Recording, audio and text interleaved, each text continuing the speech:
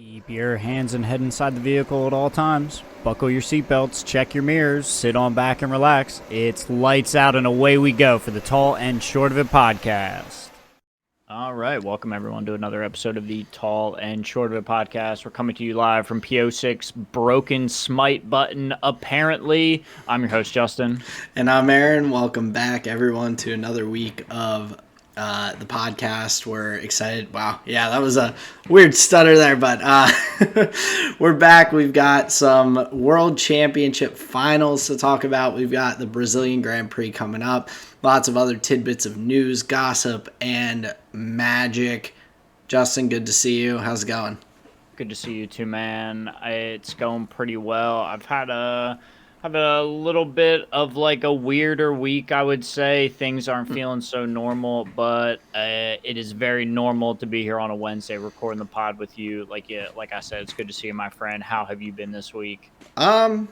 Pretty good. It's I felt a little weird as well. So are you feeling physically, mentally, emotionally? What's out of kilter?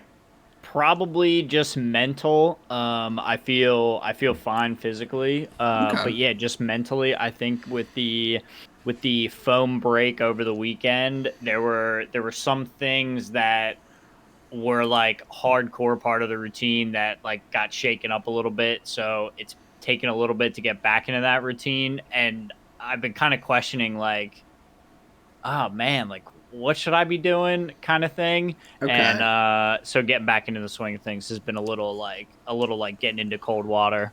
Gotcha. With like your to-do lists and things like that, like your Todoist app, or like just other, just everything in general, just like stuff with the business, things here. Gotcha. Obviously, like still getting things done, but you know we can get into it. Like my thorn here for the week is when I was coming up from my client here today, I was going into the back to like either swap laundry or start it, whatever was going on, but there was no laundry to fold, but I had left everything on in the office as though I was just like walking right back in. And once I walked out of the garage, I just locked it up and just walked straight back up to the apartment, just leaving our office door, just like open, all the lights on and everything. And Sarah wasn't back down there for like another like 3 hours. So like, yes, I got the laundry done, but I didn't do the simple thing of just like closing and locking the door. So just like weird stuff like that all over the place. So did you have like a moment of I feel like I'm forgetting something? Because I get that a lot with I go to specifically do something, I leave the room I'm in. I know it's like a psychological thing, but like leave the room that I'm in to another room, and the thing that I was supposed to be going to do is just gone from my brain until I kind of retrace my steps and all. Yeah, and I didn't even get the opportunity to retrace my steps. It wasn't until like Sarah went down to the office and just like found everything on and open, and she's just like, "What the fuck, dude?" It's like, oh, that's what I forgot. Everyone has those moments, though. Sure, it happens. Sure. My rose here was getting the new phone. It's amazing how quick that can happen. I love the idea of like. So I walk into the Verizon store. It was like 6 p.m. or whatever. He hits the like, all right, yeah, well, like we'll start your claim. We'll send you a new phone. Boop. And then within less than like, so 12 hours would be 6 a.m. It arrived at like noon. So like 18 hours later, less than 24 hours later, the phone like hits my mailbox. You just call a number. The guy helps you get it all set up. That was a bit of a headache because my dad didn't have, everything set up just right. So it was like an hour on the phone with that guy. But the rose is there were some things I was like, I probably don't need this anymore. Oh wait, that didn't update, or like that wasn't backing up. Well, fuck this then. So just uninstall that now. So like that's kind of fun. And I think that's where a little bit of that like off feeling is like, well, some of this stuff I got rid of. I said I don't need it anymore. So it's a little bit of that. Okay. And then my seed here for the week, during one of my continuing ed courses, a lady was talking about making sure your business has photos of like you and your therapist instead of using the stock photography. And me and Sarah were shitty, so we just have used the stock photography when we set it up originally, and it was just never something we went back to. We never really thought about it, but this lady talked about it in a way that really like hit a light bulb. And so I went right to Sarah and I was like, oh, hey, this is a priority. This is a goal. We got to get that done. So coming up here in the next week, we're going to look to probably get either me and her or me and her plus a client to take some photos and have them on our business pages. So it's like a little more, it's a little more about us. Yeah. Which I think is going to be sweet. Oh, I think that's a good idea. I don't hate the idea of stock images for like general things, but I do feel like there should be at least like a pic. And I don't know, I would have to see your website, but do you guys have pictures of just like headshots of you guys on your website anywhere? We do. So I think that that's still like there are probably sites for other massage therapists that are like way worse. I think that is a pretty reasonable way to do it. And like, yeah, like now you're updating some things and that's like cool, but I don't think it was necessarily like a bad thing, but it'll probably be a nice improvement. Yeah, definitely. I mean, nobody ever complained to us and was like, the stock photography really just turned me off from scheduling with you. Like, no, people don't, whatever. Right. I think our reviews would have, overridden whatever, negative sentiment they may have had towards something like that. But it is just like the idea of like just reinvesting in the business and thinking about ways we can improve. Because ultimately, I just want to get back to the people that come in to us, and just finding ways to improve their experience and kind of tell our story a little bit better. Will help immensely. But yeah, that's my Rose Thorn Seed here for the week. Aaron, I'm interested to hear what you got for us here. Sounds good. Well, first off, I have a question that I'm curious about. Do you care about like what lighter you get when you go to a gas station and buy a lighter? Like, if they're behind the counter and you're like, yo, can I get a lighter? Does it matter what they give you? Because for one, I went through an entire lighter and had to get a new one. I told you I do that sometimes with that. I haven't lost very many lighters, but the lighter I got at the store is an odd one because the guy just handed me one and it was laying face down, and I was like, when I had paid for it. Does it have the plastic wrap on it? Is it like an image? Yeah. Yeah, those are the worst ones. You don't want those. I know. Plastic wrap is terrible. I didn't even like get an opportunity, but also I had already like put my card in and like everything, and I'm like, right. I'm not gonna be like, yo, dude, can I get a different lighter? But I just find it kind of. Should have. I probably should have, but I'm too nice. But my lighter, it says nailed it. Yeah, I hate those kind. It is awful. I hate it. So bad. But it's kind of funny now. It's growing on me just because of how absurd it is. That they even make lighters like that. Like, who's going out and being like, oh, that one. That's the lighter says nailed it and has a hammer. That's the one I'm going for.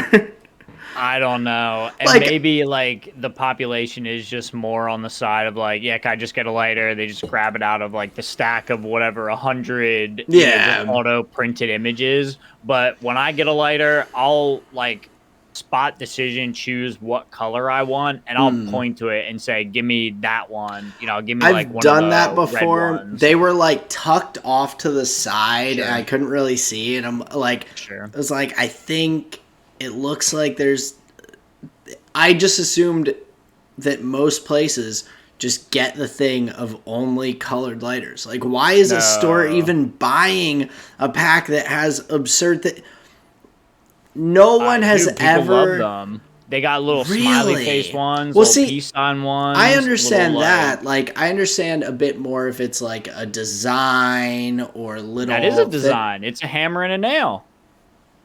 Yeah, I mean, what I'm saying is, to those companies, it's all the same garbage. That's wild. Like, Yeah, it doesn't matter to them. like that blows my mind. I don't understand. I'll do you that. one better. I'm so much of a pothead though that I can't buy single lighters.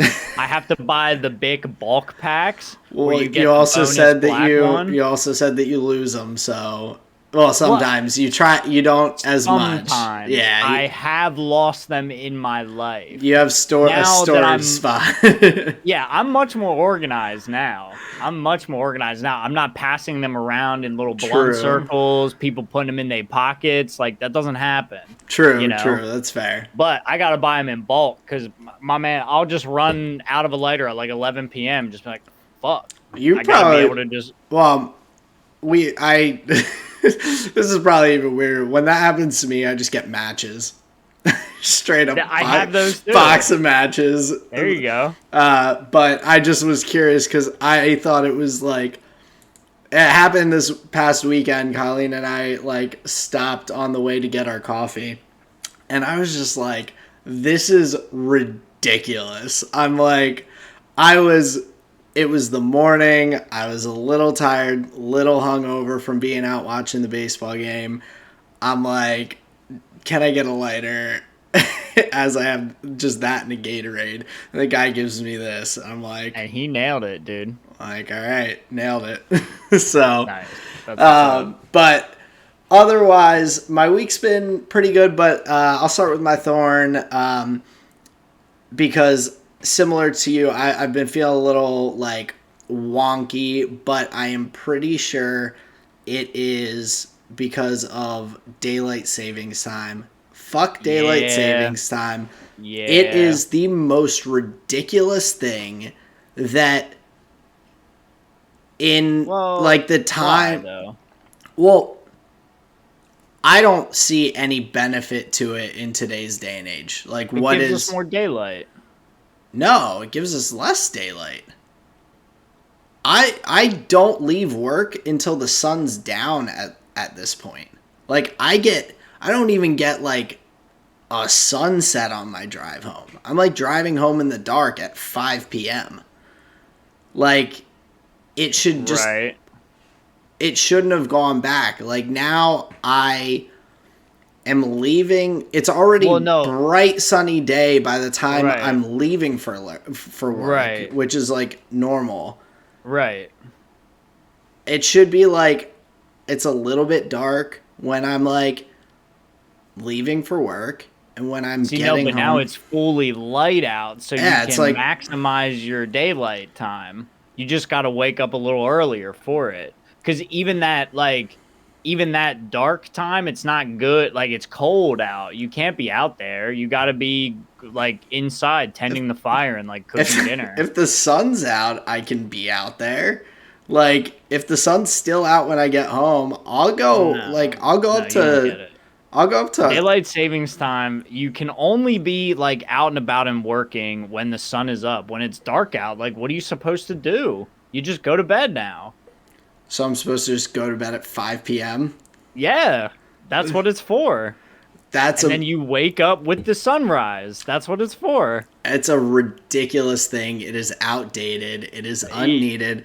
You understand I'm like agreeing with you. I know. But the other thing about it is it has caused me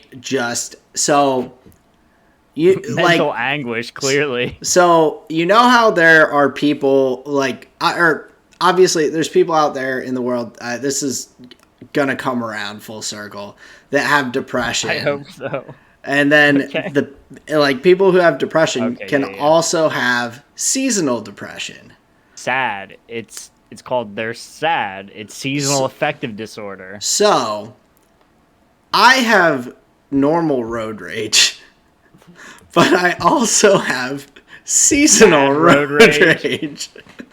Because the amount of people this week, in the 3 days that I've been driving home from work, that just basically seem to have forgotten how to drive because it's nighttime out, is the other ridiculous part of it. I am now being forced to drive behind and around and in front of people who I am fully assuming do not drive at night ever and are solely doing it because they have to get home from work because they suck at driving at night. Like, it is. I drive at night decently often to and from, like, wherever.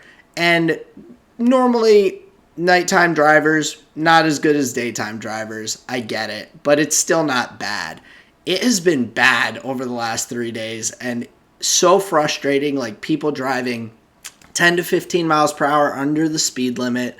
All of a sudden, like, forgetting that the double yellow line in the middle of the road means, like, you stay on your side. And I see people just constantly, like, wandering across as if they can't see the lines on the road anymore. And I'm Probably like, have their phone in their hand. probably, but I'm like looking out for deer. I am like trying to pay attention to all these other people. And it seems like half the people on the road, a much larger proportion than previous, just are awful driving at nighttime. Well, what's your commute like? Are you like bumper to bumper? Is it like back roads? What's your drive like? So it's a little bit of main roads, and then it's probably about 50-50 main roads and back roads. Like main roads to start, I hit some back roads to cut through, and then like back to main roads to end my drive. Gotcha. And it's not A lot of lights, a lot of stop signs. decent bit of dark in the back roads, but Okay. I don't see a difference between when I'm on main roads that are lit up and everything and the back roads. Right. Everyone is just exponentially worse, and it's brutal. So that is my thorn. Fuck daylight savings. I think it's not needed anymore. I maybe made sense when farmers were getting up to tend their crops and things like that, but I think we can get rid of it. I hope we do, because I know there was talk about that, and I don't know if it's actually like happening or not. The only the only thing I would add would be possibly for schools and like in elementary school, maybe it helps keep regularity for the kids in some way. But that's just a guess and a Maybe long shot. I Because you're right. Why else would we keep it? because I mean I'm Well, I sure guess there. there are still farmers. We're pretty dumb. There are still farmers. Well, I know, but farmers nowadays, I think it's a little bit different. It's not like farmers are. You still need the sun though. Well, they do. So, like, if you're a farmer, like, you just adjust your sleep schedule. Like, I've done that for Right. different jobs where I've had to get up earlier or later or whatever. Like, I just adjust my sleep schedule. Like, farmers in today's day and age aren't going out tending their fields and then trying to make it to the market in time to sell their wares, like, before, like, the people are awake and everything. Right. The werewolves come out. Yeah, it's just like in today's day and age with farming and production and everything, like people are just gonna adjust. Like I think more people had to adjust their sleep schedule because of the hour shift than like would have to just because the daytime is gradually getting shorter. Yeah, but that's like what it is. It's a universal adjust the sleep schedule. Only in the U.S. It's not like Right. it's not like an international thing. Like Norway and like the UK don't have daylight savings. They don't just all of a sudden be like, "Oh yeah, we're in the northern hemisphere. Let's change our clocks an hour." Maybe it has something to do with the like 3 different time zones in the country, Yeah, but I I just don't know, I don't dude. know. It seems kind of pointless. I'll have to Whoa, do man. I'll have to do some digging, but this week has just frustrated me, and I feel very out of whack.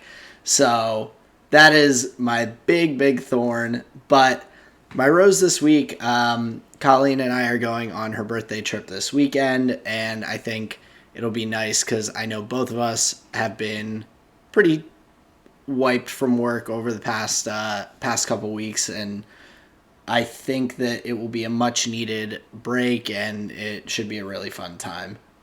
So looking forward to that. That'll be fun. And my seed is that I see you may have done some research. Do you have new news? No, not new Okay. news. Okay. Um, but my seed is we bought a new couch this past weekend. We wanted to get a larger sectional for Ooh. more seating and everything, and so it's going to be delivered next week. So that, and then of course, getting closer and closer to picking up our puppy in a couple weeks. So that's my seed. I'm looking forward to both of those. Both of those things. The puppy more than the couch, but they're just two upcoming bigger things. So That puppy is going to be very happy that you got the couch, though. Is he going to be a couch puppy or no furniture for the dog? it'll be he'll be or she'll be a couch puppy. Hell yeah. Like our plan is to have a specific spot that will have like a blanket down for Uh huh. her to be on, and like Sure. we'll have like a toy or something there to kind of be like, hey, this is an okay spot to be. It's not like Mm-hmm. in the middle, like, so if people are over, she's not trying to like just hop into the middle of everyone. Sure. But she's Like this like, is mine. but yeah, we have we neither of us care about like being on furniture. Nice. Just as long as she's not like shredding it. So Well, yeah, that would be not that great. yeah, not ideal. So yeah, two big things we're looking forward to. That's sweet. But that is pretty much what's been going on this week. Nice. I had my daylight savings time rant. I've been storing that up, so we can move right along to some F1 news and things going on in the world. We've got FTX, sponsor for Mercedes, as well as a number of League of Legends teams, including the beloved TSM, that is probably going to be going out of business with. FTX is a cryptocurrency exchange. Yes, and so they'll potentially be going bankrupt because there's been some issues and crashing in the crypto market recently. Also, typing out the word bankruptcy was weird. I couldn't figure out how to spell it because I don't think I've ever spelled that word out before. So that was just a side note that I had on that. But yeah, so the crypto world may be starting to affect advertisers in other areas, which is interesting because I feel like a lot of different businesses recently have really taken on a number of like crypto, or whether it's like 100 Thieves Cash App or like those kinds of companies, electronic finance companies. So seeing one of the bigger ones kind of come down is pretty crazy. Yeah, and it's interesting too, especially where you see it across obviously a bunch of different things. So they spread their fingers pretty wide trying to garner a name or excitement for just crypto in general. But yeah, it hasn't had the staying power that I know people have hoped, and it's probably pretty reasonable for these bigger companies to, just move on, find other sponsors in areas that will bring them greater fruit. Yeah, or just be more sustainable long term, because I think Exactly. it's Yeah, with crypto, it's still in a weird limbo of it's in how infancy, to be fair. it is, but it's like how I think because of the technological side of it, it may be overstepped kind of quickly. Some of the Sure. potential like reasoning and thoughts, like you said, to market, get their name out there and everything. So yeah, I think we'll see probably some small changes, but I think it's interesting in the world of these sports that sponsorships are. I mean, I guess every sport sponsorships are extremely important, but I feel like in F1 and in esports, they're very like front and center, particularly with like the names of teams like Mm-hmm. being or including some of these sponsors. Sure. Well, Um, esports specifically because like there is not very many good ways to make money. It is just the sponsorships that you're able to garner. right. So the logo that you're able to put on your shirt is huge because like unless you're winning, there's no other way to make money. Yeah. There's a couple of great minds in the industry where and I think very similar to them where it's like there should be a pay to enjoy model introduced if teams want to really have the kind of money that they want to throw around to keep players engaged and employed, such as like an upset or a reckless or a Yankos, where the demand for these contracts gets so massively high, but the teams like don't really make anything unless they're winning. How many Right. international tournaments are there a year where they're given the opportunity to win? You Yeah. know, like it's just a very like a very shallow money making possibility pool. Yeah. So just like you're saying, it's very reliant on the sponsorships that you get. And it's unfortunate, like you were alluding to, that FTX hasn't had the staying power and sustainability to give these teams the same in the competitions that they're fighting in. Yeah, I think it's kind of interesting because there are a number of different models I feel like that are put out there, and a lot of it does come from sponsorships and marketing from companies, whether it's Chipotle putting on a $50,000 Warzone tournament and like people playing for like prize money, or Hmm. whether it is CSGO, which they make some money from different skin sales in games, things like that for weapon skins, all sorts of like that whole ecosystem of weapons and buying and selling and the market that they have for that. But also they have a lot of tournaments that teams will go around and have potential to make money at. That's the biggest Like, thing is the tournament circuit. That's yeah, what keeps a bunch of the CS:GO players fed, but you yeah, don't have that kind of circuit system for a lot of these games. They just yeah. have the franchise like league system that's very similar to like an Mm-hmm. NFL or a, MLB or whatever it is. They just play their in-season games, and whatever sponsorship or content creation you have behind a player or a name, like that's what you're getting. But there's also an additional part of that because I just thinking it through, like Hmm. the some of those esports like League of Legends, Valorant, those ecosystems are also fueled by finances made by the company that makes the game outside of the Right. esport. So skin sales in Right. League of Legends, or like gun skin sales in Valorant, or different like things like that that Riot Games is doing as a profitable company out in Right. the world. Like they are like putting up some of those funds for these systems as well. Right. Whereas in CSGO, I don't think that that same kind of system is happening. So that tournament ecosystem is more relied upon and necessary.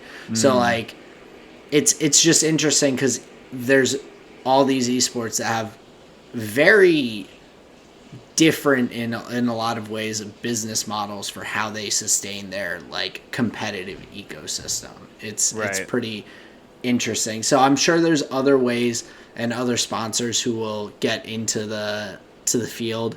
But it is definitely interesting to see such a big one that had like an immediate name recognition pretty much from who and like what companies and orgs they sponsored, to kind of fall away that quickly. Yeah, I guess FTX was kind of up there. I know like Coinbase and Coinbase Pro are pretty popular as well. Yeah. Binance is pretty popular. But yeah, I imagine that could be the way of the buffalo for some of these companies. Yeah. So just an interesting thought. Another thing of interest, I know we had talked about the Red Bull cost cap break and everything, and so that Hmm. information was leaked to like the media and whatnot before Red Bull was aware that there was even an investigation from the FIA. And so there are some thoughts, at least from the Red Bull side, that there's an employee who worked for Mercedes on their cost cap and everything, and then went to the FIA to work for them later on, who I guess may have spread the information to Mercedes. And I think it's just an interesting thing. I don't necessarily think it was done maliciously, but something like that, I'm just surprised that the FIA lets those things get out. It surprised me that it was like because they hired someone from another company. Like, I understand sometimes like people talk and things are overheard and a reporter may go and run with it, but it seems like that information got out into Mercedes because of this prior relationship of this employee. Um, and I just think it's odd. It's like similar to kind of how I was saying with the fairness and unbiased nature that I would love for the media to have in regards to sports and F1, which I know not always possible, but I would hope that in the governing body of the sport that there is minimal bias as well. And I mean, whether people believe there is or not, that's a whole different thing. But things like that don't make me comfortable in believing that there's no bias throughout the governing body. Well, of course there would be, but hopefully you'd be able to pull enough individuals from enough different organizations that everybody's accounted for. And yeah, maybe there is a Mercedes voice on this side of the room. There may be an equally as strong just Red Bull voice on this side of the room. Where, yeah, I understand that there's a possible conflict of interest there. You hope it doesn't like go that route, Yeah, but clearly there's conversations had right. not And I mean, the not on race traveling, weekends and not on track. yeah, the traveling circus is all going together. People know people, and like I said, Yeah, of I didn't course. feel like it was a maliciously done thing, but it's definitely a something that I like. It piqued my interest because I'm like, that feels a little wonky. Like, I hope that there's not a lot of that kind of stuff going on where things are just being leaked to other uh, constructors and whatnot about like when they should be internal to the FIA or between the Yeah. team and the FIA and whatnot. So yeah, just an interesting note that I had seen. Um, Other sponsorship things, Alpine and Renault may be having more of a financial partnership. Renault is looking to, I guess, up their investment into the Alpine F1 team, and Alpine seems to be pretty comfortable with taking on additional funding, so Hmm. which makes sense.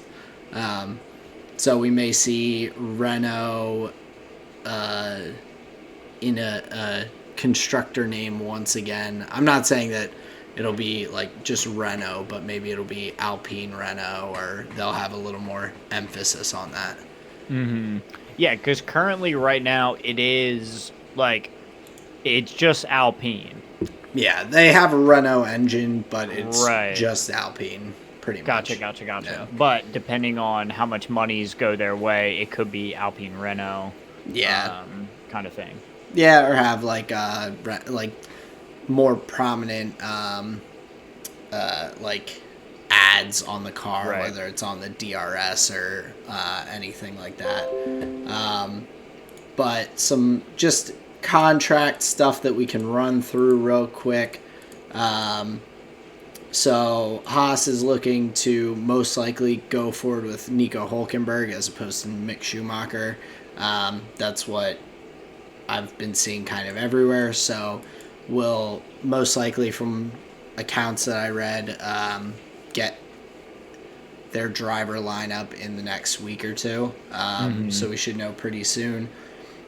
Christian Horner also in an interview mentioned that Red Bull has had talks with Lando like 4 different times in his career, like one, and the very next day in every like one of those talks he signed either with McLaren or an extension with McLaren, which I just find like I find it funny. I think it's most likely relatively coincidental, where it's just like, Yeah, for sure. he probably had negotiations with McLaren, like really liked it, and he's like, I'll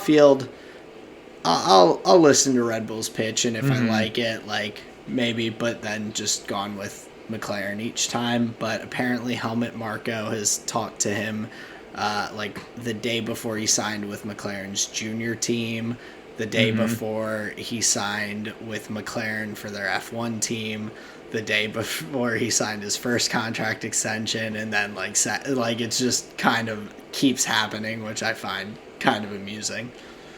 Well, I have heard Christian Horner explicitly say that, like, yeah, why wouldn't they be interested in a Lando Norris? 100%.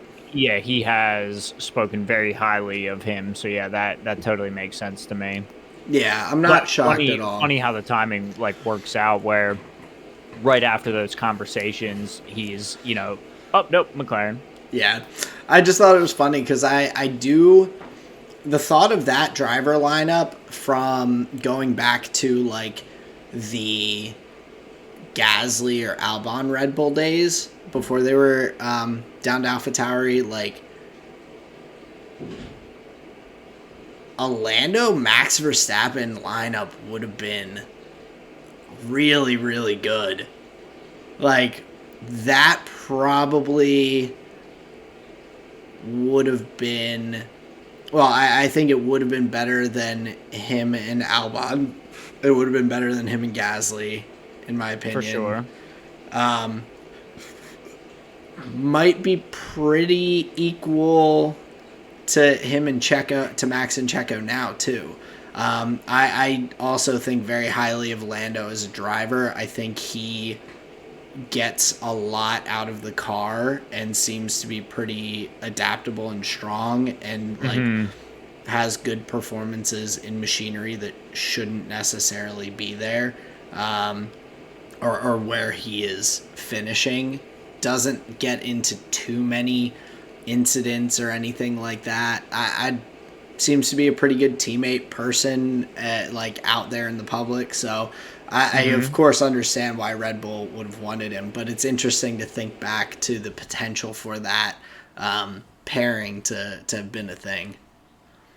Yeah, definitely. That's an interesting little thought experiment. I don't know, with these like back-to-back Mexican podiums and so much of the team game played from Checo, it's hard to want to pick Lando over him. I think we just have like 2 great seasons out of this guy that is like a big pro probably against Lando. But yeah, I mean, he does in the driver comparison look really good compared to Daniel Ricciardo, who is not on a week-to-week or a race-to-race basis getting the most out of the vehicle that Lando is. Yeah.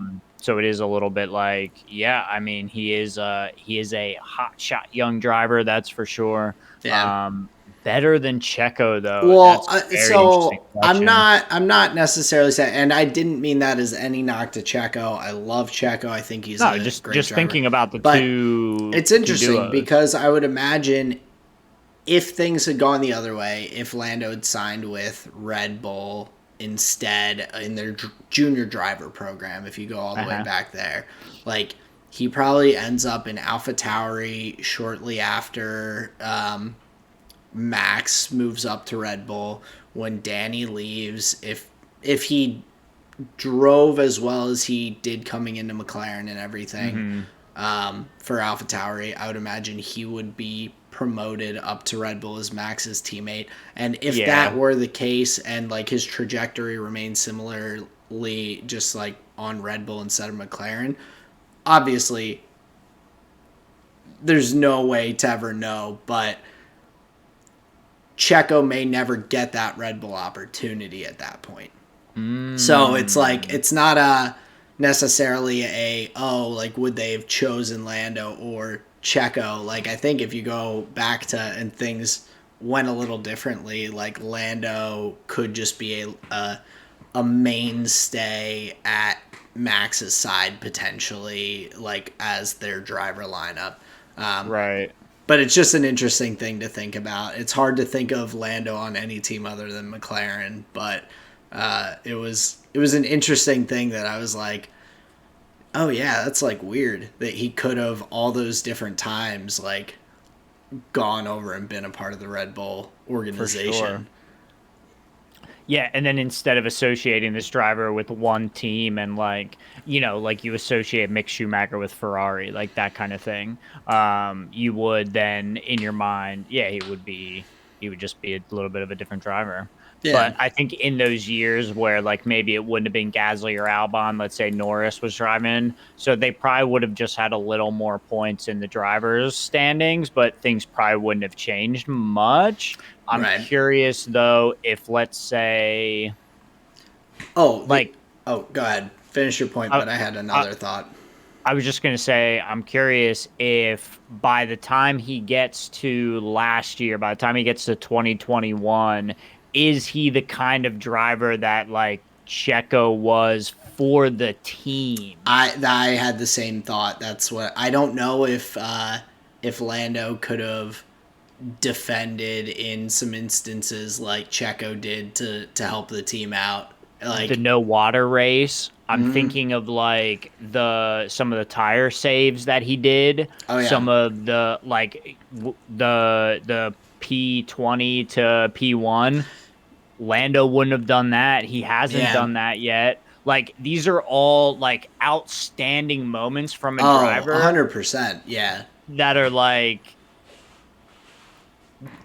only with 2020 vision can we say this. Like, all of that had to happen. Well, Max could have been it could easily have not been champion last season, and without Checo as his teammate, most likely wouldn't have. And this could have been his first drivers' championship and constructors and everything this year. But it's just a very interesting thing because obviously a lot of these drivers, I'm sure, are courted by many of the teams. Everybody. I'm sure they have relationships with everyone. Oh, 100%. Yeah. So the multiple dimensions where things could have gone differently. Yeah, it's like the Marvel what if. Yeah, what if fucking Lando Norris is Captain America, actually? There were 5,894,312 possibilities, and Lando only joined Red Bull in one. Yeah, there you go. And we're not in that reality, actually. That's not what happened. No, so... but talking about Lando's teammate, Danny Ricks has still not decided officially or announced officially where he's going. But it's a toss-up, it sounds like, between Red Bull and Mercedes as a reserve driver. So I'm sure we'll get new news on that before too long. So yeah, I mean, sorry, I paused. I didn't know. Oh no, it's like say. I'm just like there's not much else to say about it. Yeah. We're just kind of waiting to see. I feel like half this season has been waiting to hear what Danny Ricks is gonna do.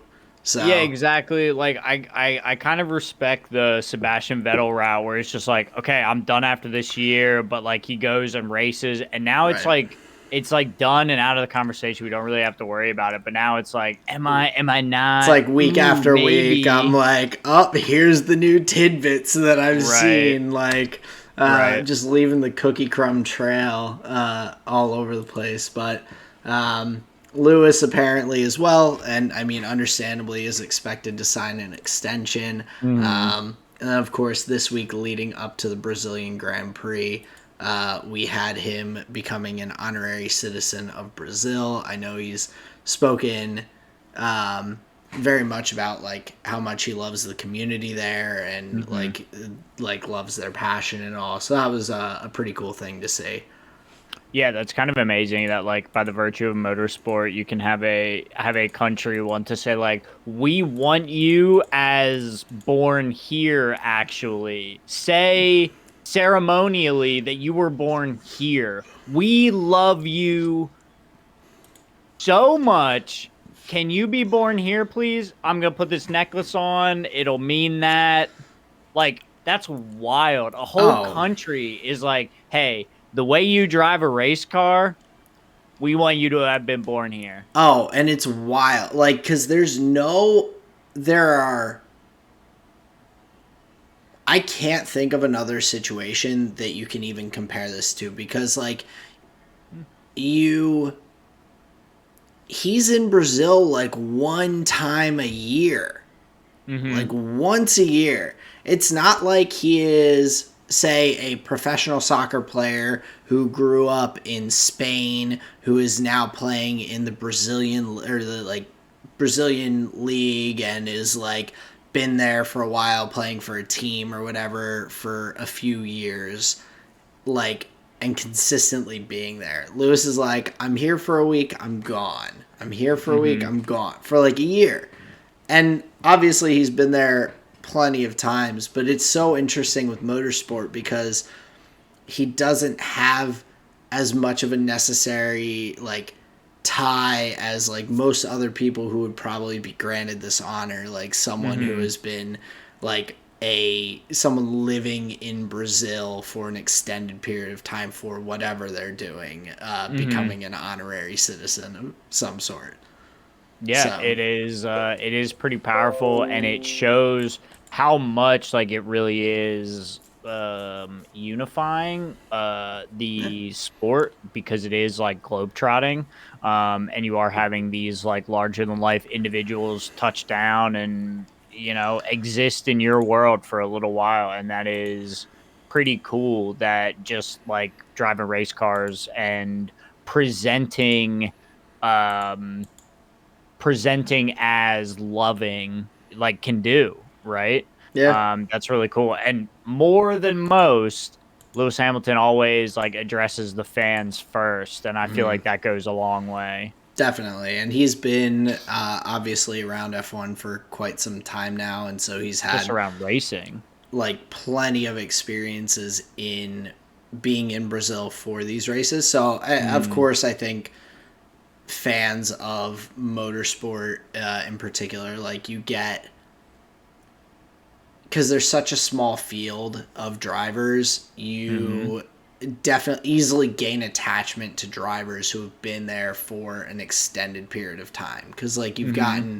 you've gotten used to seeing them, like you're used to hearing their name, like even if they're not your favorite, if you're a fan of like motorsport, I would hope that there are very few drivers that people are actually like, oh, I don't like that guy. Like other than just Sure. like team rivalry, like Yeah, kind of yeah, yeah. things.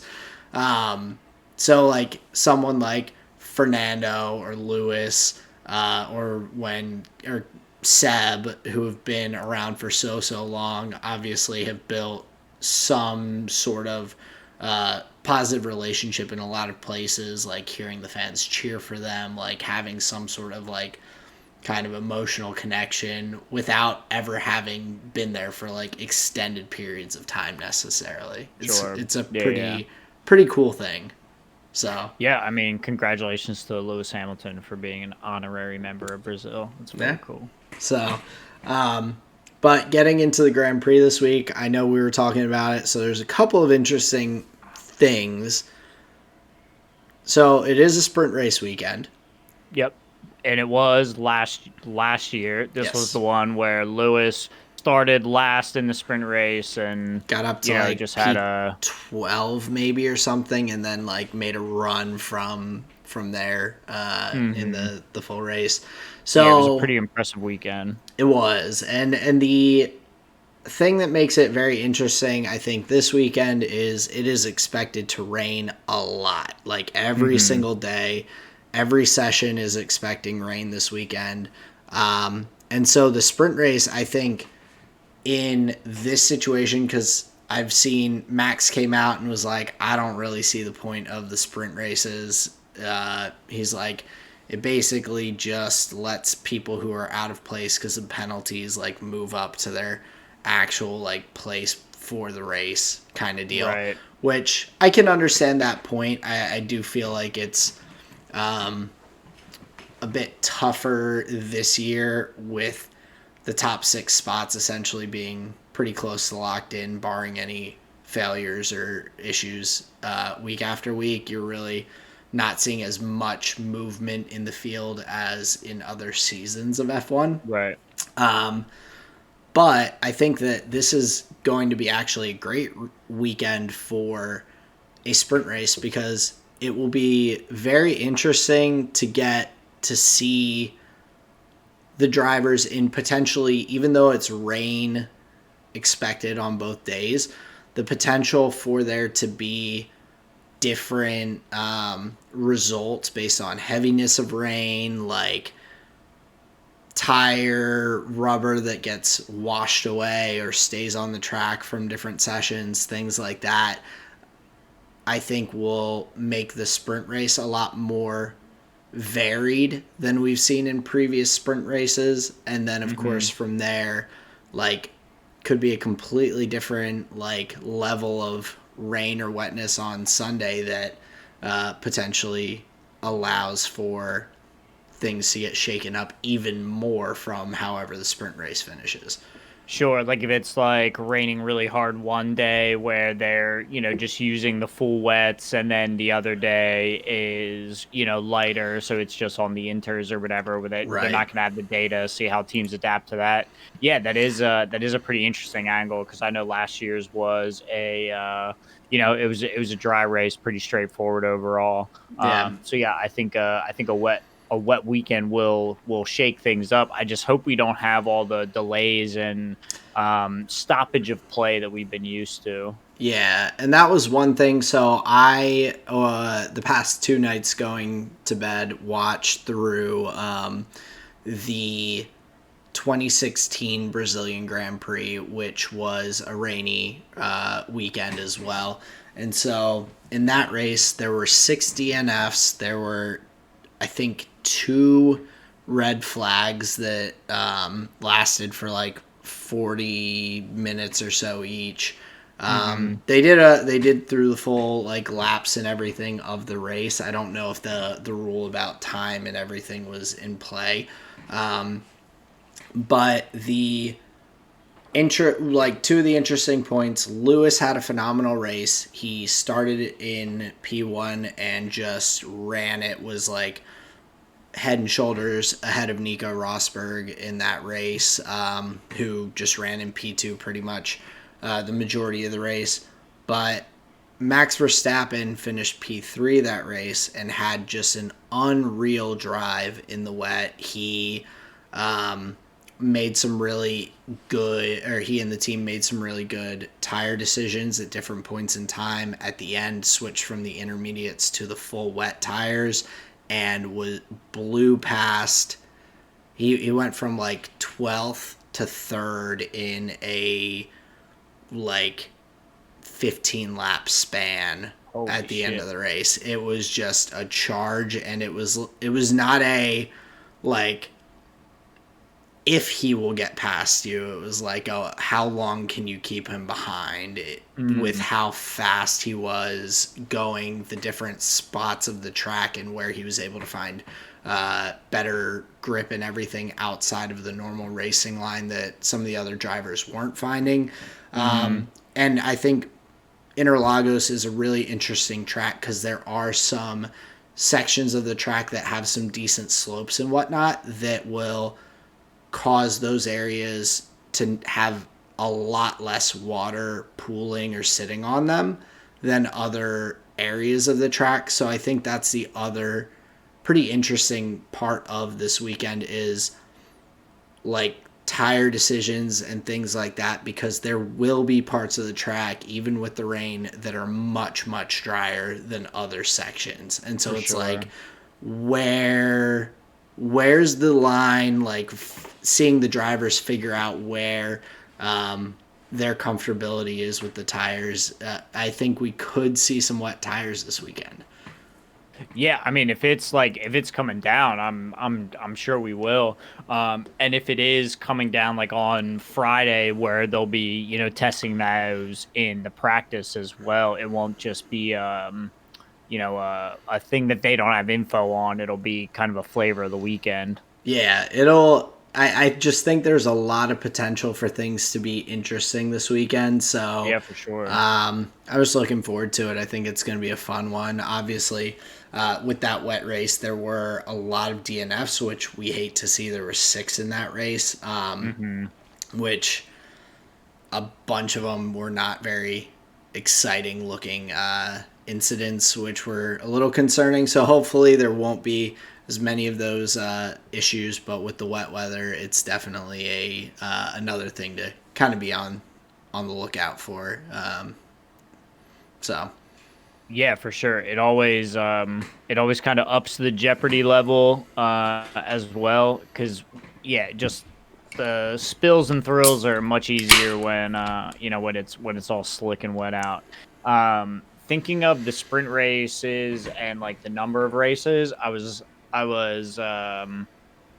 listening to Danica Patrick, and she had an interesting point about the addition of all these races. And ultimately, I think her point was less is more, where it'll get to a point where if you have too many races, it kind of removes the exclusivity of it. Where if all of a sudden there's just races every weekend and a bunch in one country and this and that, it's kind of like, well, yeah, it's just like another one, whatever. It kind of loses its luster. And I think that was kind like similar to our point, where there's a happy medium between like too many and too little or whatever. yeah, Her point was just a really, really nice way of like summing it up. And when I heard that, I was like, yep, yeah, that's right on key. definitely. I agree with that completely, because there are tracks that are not super fun to watch races Hmm. on. And so I do get like there are ones that of course you want to keep for the history and some of those other exciting components, but Hmm. generally, like we've talked about, you want a good representation of who the best constructor is and who the best driver is by having a very varied like schedule of tracks in terms Hmm. of like what they are partial to, whether it's like Right. high speed corners, straight line speed, like just things like that with the constructor, or whether there are plenty of tracks that racecraft is super important. I'd say the CODA Circuit of the Americas is one of those where like racecraft and your ability to make moves are like hugely important in those in races there. But yeah, I think it does get diluted a little bit the Hmm. more and more races you have, because it's like, well, is every race really that important in the grand scheme of the Exactly. championship? Exactly. Like, if one race goes bad, does that really like ruin the season kind of thing? Because Hmm. there's like 22 other races that you can just like enjoy instead. But Yeah, exactly. So I just thought that was an interesting point. I knew we had been talking about that previously, so I just wanted to mention that really quick. yeah, I think that's a good point for her to make. And as someone who's kind of gone through some of those circuits, I'm sure from a driver's perspective, she can be like, it probably loses some value to the drivers as well Mm-hmm. on their end to be able to be like, get themselves excited week after week when it just kind of could become like a little bit of a slog Yeah. to get through all the races. So, Yeah. but She had she was talking about elements of that as well. So yeah, you're dead on. yeah, it definitely makes sense. So looking forward to that this weekend. It should be a really solid Mm-hmm. race and interesting to kind of watch through and keep an eye on. So I'm looking forward to it. I don't know if I'll be able to see everything live, unfortunately, just with us being out of town, but Sure. definitely looking forward to getting to check all that out. Yeah, I think Interlagos is a great track. I really like that opening sector, where you have the left-hand turn into the downhill S Mm, section. Just a really really fun bit of track there. Obviously, it's a great race, 71 laps, but yeah, I just think that's a great little turn, great little opening sector for a race. But yeah, that's coming up this weekend.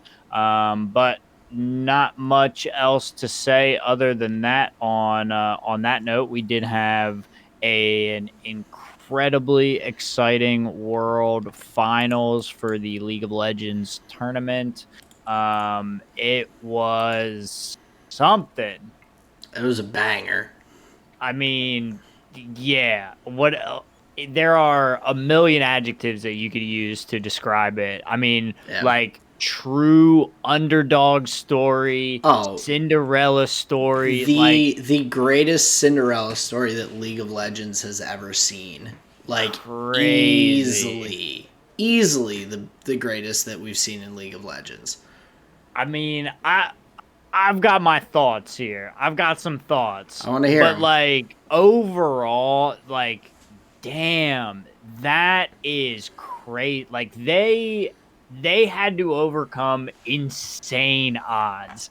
Not just in that series, but just like throughout the year. We think about their summer split like playoff section where it was like losers bracket. They had to play a bunch of best of fives, like just to stay alive. They barely get out. Like just the whole run, having to go through all the way in play-ins and then going undefeated in groups to taking down. I'm pretty sure they beat EDG in the quarterfinals. Gen G, one of the favorites for the tournament. Like Hmm? prior to that stage, even prior to those matches, we were saying like, "Oh yeah, Gen G, like what the fuck's a DRX?" Like honestly, it's kind of crazy. 3-1 them, like dude, just an insane tournament run from Hmm? these guys. Wild. And even in that final, I would argue as a as an impartial, they should have lost that series. Oh, 100%. Like They every single time they had one of those objectives stolen, they should have fucking lost that series. hmm? But T1 makes one, I would say, colossal poor decision. I understand, but Hmm? like whatever. Dude, crazy, Yeah. crazy fucking series. Oh, it Give me your was thoughts. no, it was incredible. I mean, I fully expected DRX to lose. Even after they won game two, I was like, DRX is losing in four. Like, I had, like, T1 won game one so decisively. Like, it was played out so well. Owner on the Lee Sin had map pressure on map pressure. Like, the Yone in the top, like just everything came together. Guma just sat there on Varus, didn't have to carry, just had to hit ults, like played just like casual League of Legends, and everyone else just carried through when he is kind of the primary guy that I think of as the carry of that team. And he didn't have to do shit in game one, really. Like, Mm-hmm. played in game two an extremely tight game through and through, we end up with DRX pulling it out in just 46 minutes is a long ass game. And after that, I was like, oh, I was like, T1's got this. They won game one. They barely lost game two. Mm-hmm. Like, I felt like pretty strongly that I expected it to end in 4 games, and especially with Pioshik's just inability to smite a goddamn thing throughout the series. I mean, Guma stole Baron like twice in one game. He's a dragon one time. I think a dragon in that same game. I think he stole like 3 dragons throughout the series. Mm-hmm. I mean, Owner was getting dragon steals. Dude, Just he was insane. Like, it was unbelievable. And that's what I'm saying. Like, when your jungler is literally missing every single smite, like, you should lose that series. You should lose that series. 100%. It's insane. It's insane to think. They did not need a jungler to win. I think the area that, or where I saw T1 start to slip was with their draft in game 4. I was very unimpressed with that draft that they had, and I think that the stomp that they fed into in that game, I think swung momentum a good bit in DRX's way for that final game. Mm-hmm. But also could have been T1's opportunity to just end it right there. And the picks, like, I have to go over back to the pick ban. Like, they went with the Kalista Sejuani so early, and the Maokai from DRX's side was the perfect counter to that. The Kalista did not look good to me in either Deft or Guma's hands, really, in those 2 games. The Maokai just absolutely destroyed Faker on the Akali, crushed Gumayuse on the Kalista. It was... Those drafts are not equal at all in my mind. I don't think they are. Like, that, and especially with Zeka, like, being probably a better Akali than Faker. I don't know why they wanted to bring the draft prio in that direction either. I think he had been playing fine previously. Maybe they expected another Sylas where they were going to have like the melee matchup. But interestingly enough, like, they just didn't care. And Zeka played more of the, he played a couple games of the Azir, a couple games of the Sylas. But, it did not look good there for Faker on the Akali. And you're right, the Maokai just like kind of shut down the Kalista pick, wasn't able to be, as mobile as they would have liked to get away from the likes of the Aatrox or, the Azir, sliding in there. So it was a pretty rough draft. And then you're right, that kind of set them up to fail in the last game. Even like they lost with a gold lead. They lost with a gold lead. They should have still won. Like, they should have won game 5. I think at the point in the game, like, it seemed like they were concerned about being able to win that team fight at the Dragon. They had that wave push and were like, fuck it, like, just kind of go for it, they had other leads in the game, and I feel like they didn't. Every time that I felt like, oh, they've got a comfortable lead, like, let's play good solid macro, just like normal T1 things, it was like they would just immediately take a bad team fight, and then it's like back to like even kills or DRX up kills, but they're up like 1k gold instead of being up 3k. It was like they kept like building these small leads and like chipping away, like just building that lead, like putting the bricks down, laying it, and then just immediately being like, I wonder what would happen if I punch this while the cement's not set yet. And then the wall just fucking falls over. And it's like, wait, guys, like, you spent this last 5 minutes getting advantages around the map, like taking vision control, like doing these things, like getting a pick kill, and then you just like balls to the wall in a 5v5 team fight, and Hecarim and Aatrox are on your face and you lose. And like they did it multiple times. It was it was surprising, and they still had plenty of opportunities that they could have won that game. But I agree, around that dragon fight, they just you could tell that they were like, we haven't been winning team fights. We don't want to take this fight. Yeah, and it was really unfortunate. Like, Owner died really shortly after. Like, there was you see the play, you know, like there was a chance for the Varus and the Karma, like, to stop those backs, stop the necessary backs. But yeah, the timing just did not work out in T1's favor, and then like DRX is just able to smash down the door, like on the on the clapback. Dude, fucking like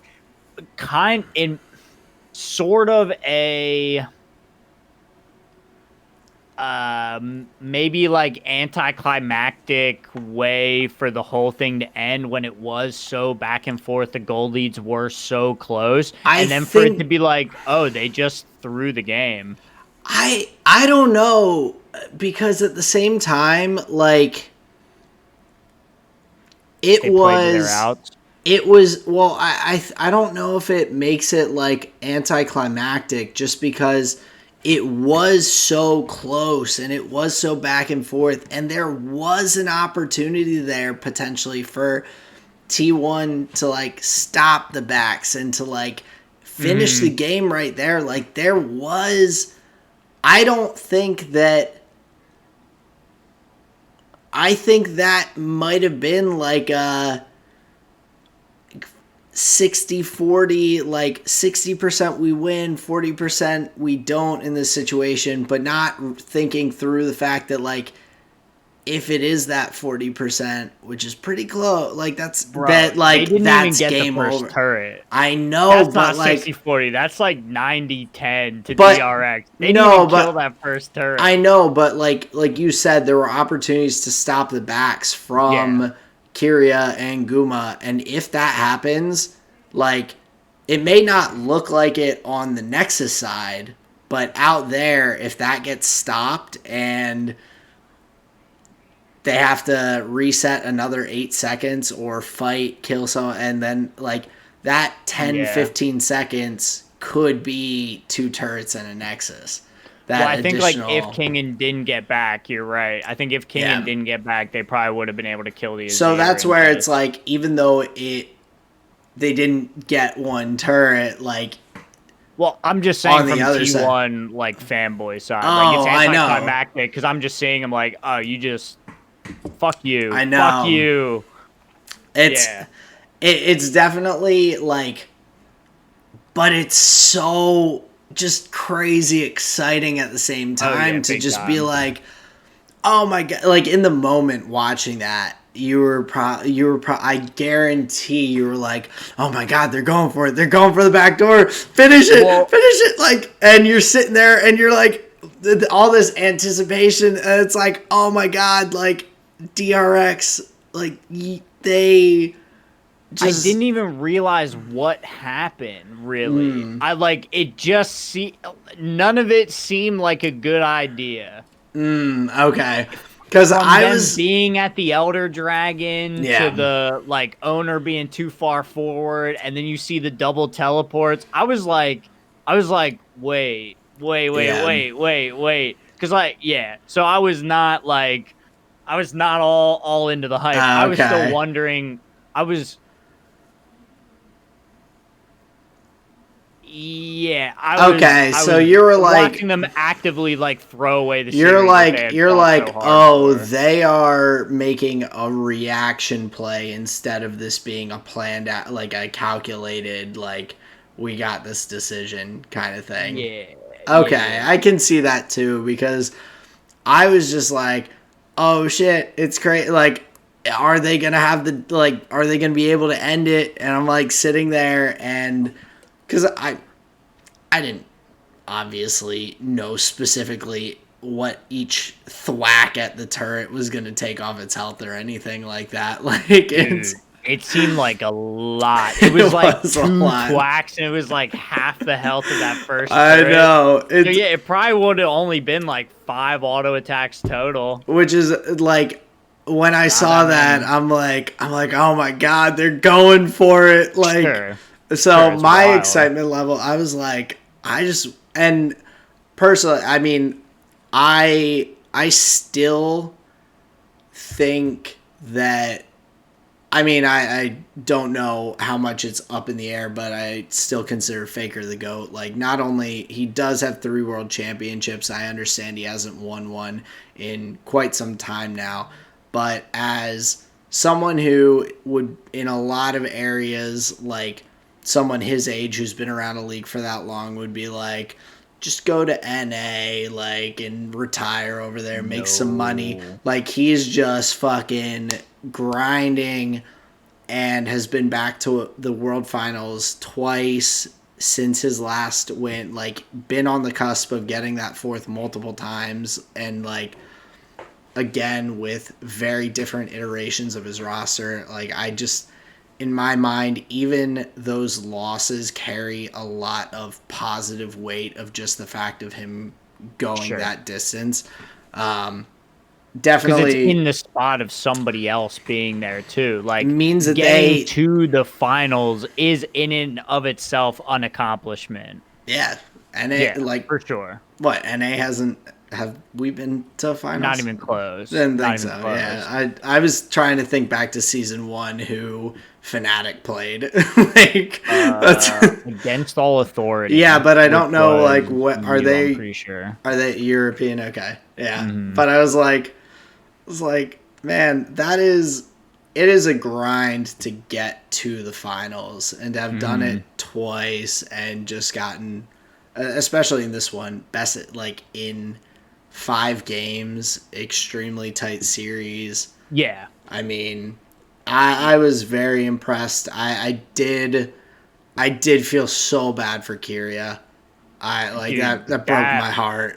yeah, man, that's brutal. And then did you see the like fan fiction edits of like superimposing Faker bent over at the desk crying where like No. cuz there's that wonderful shot of both owner and Faker like looking Looking down the over. desk at Yeah. Carria. And Somebody he's had just like taken like the picture from when he put his head in his hands and was crying at the desk like over Carrie, and it was like like Faker seeing himself in Carrie now. Like Faker yeah. knows exactly what that's like. Yeah, and I like it was I saw Carria put out like a long thread of tweets or I don't know, it was on shit, what is Korea's Reddit? I don't know. Oh, it's like a very big thing and I'm blanking on the name right now. Doesn't matter. Um he put out a very long statement that just basically was like I was just so overcome with emotion in the moment and everything like he like basically talked about combined between like the loss but also like after that the like being able to realize how much support he had from fans and from different people, and like all the people who like came to like pick him up after the finals and everything was just like kind of eye-opening to see, just like to go through all these different emotions and all. I didn't read through his entire thing, but it was like, from what I read, it seemed very like heartfelt, like appreciative, and like also like, yeah, like it was a very hard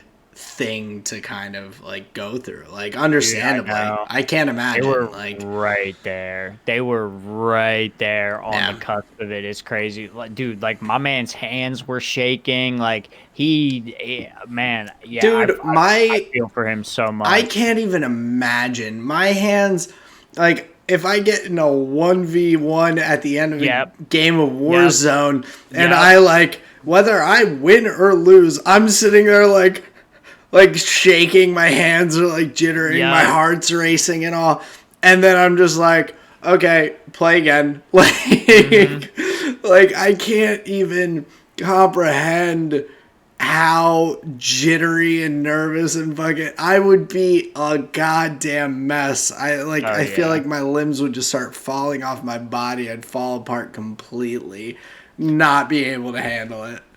And That's in one of those crazy. situations, like stage pressure, like you kind of got to talk to it. Like it is very much a factor for like young rookie players and in scenarios like this. So it definitely is a factor, but it's interesting where like you can't say he really played like a bad series at all. You know, No, not at all. maybe one or two too many deaths here or there, but overall I think he had a great series too, where like maybe just all of it like mounted right at the end, where like he definitely seemed locked in throughout the series is what I'm saying. No, 100%. And like speaking to that as well in terms of like just stage pressure and everything. I mean, Deft has been around for so long. Like Deft has been around for 9 years. This man has like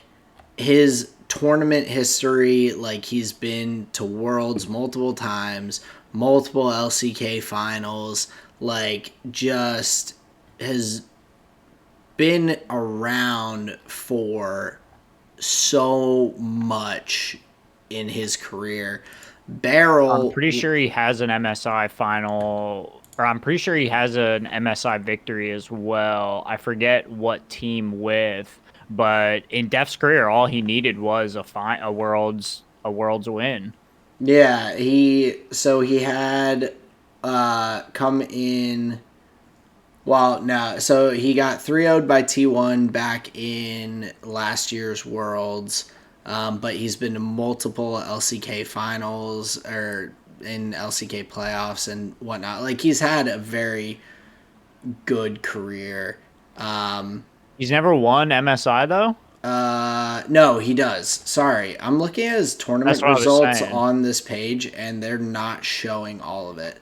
Oh, okay. But no, so sorry. He has one MSI title. He has two LCK titles. He has two LPL titles, four Demacia Cups, one Kespa Yep. Cup, one Rift Rivals. Those last Dude, ones don't really that's count. fucking sick. Going from Korea to China, back to Korea, and getting multiple finals in both fucking leagues. Yep. That's crazy. Dude, it's nuts. Like he has such a resume.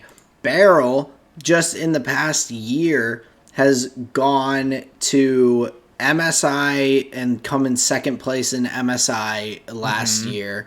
He went to Worlds, came in second place at Worlds last year, and then comes and wins Worlds. So like comparatively to Kyria, who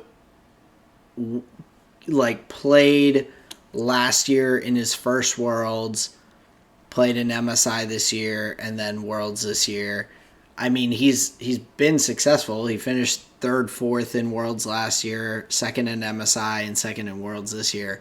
But like between Guma's like very minimal experience outside of MSI, like Worlds last year, MSI this year, Worlds this year, Deft and Barrel had a much just a bigger experience gap to Guma and Kyria by far, and it's primarily from Deft's side, which I think plays a huge part. I mean, you can say the same thing about like Faker versus Zeka on the mid lane matchup. Faker having so much more experience than Zeka, but at the same time, it's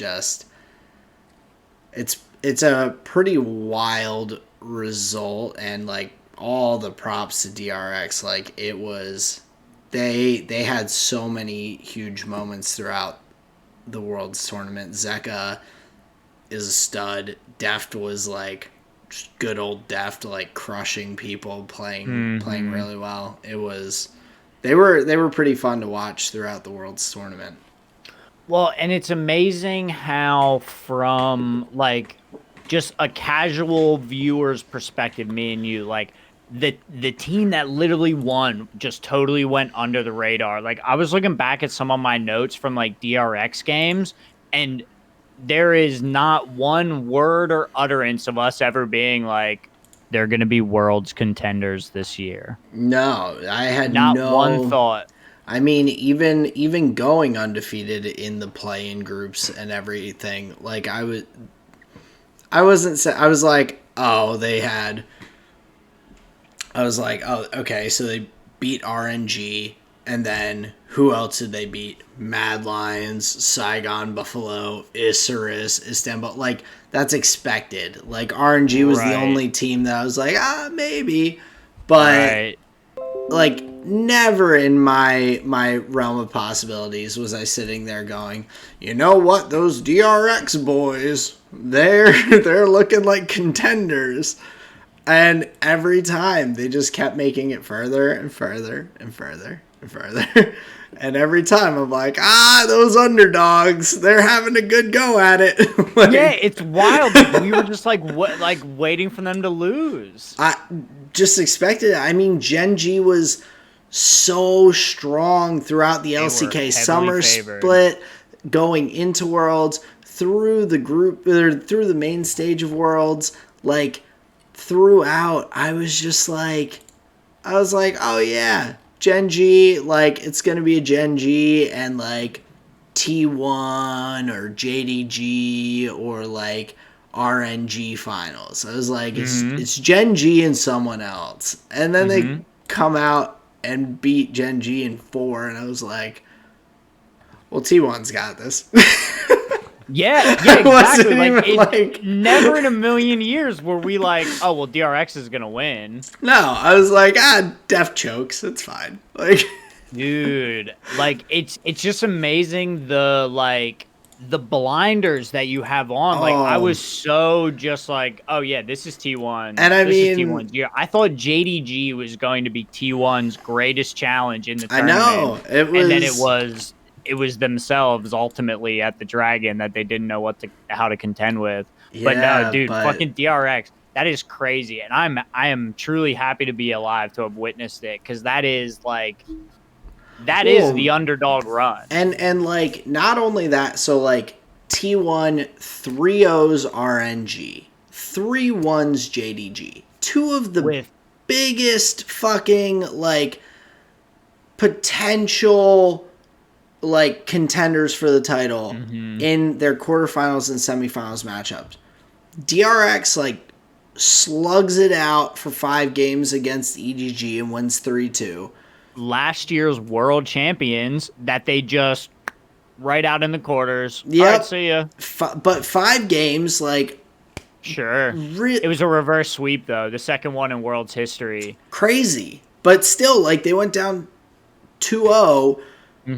Beat last year's world champions, and we were like, they still aren't, like, they're like, okay. Like, you're like, well, Genji is pretty tough, Chovy's pretty good. Yeah, like, we we didn't even rate them at all. Nothing. I And they're in the mean, semis, and we're like, yeah, crazy. I'm pretty sure we're like, well, they've got a lot of games in since they've been playing all the way through Yeah, play-ins. yeah. It's like, well, they've just been like leveling up, I guess.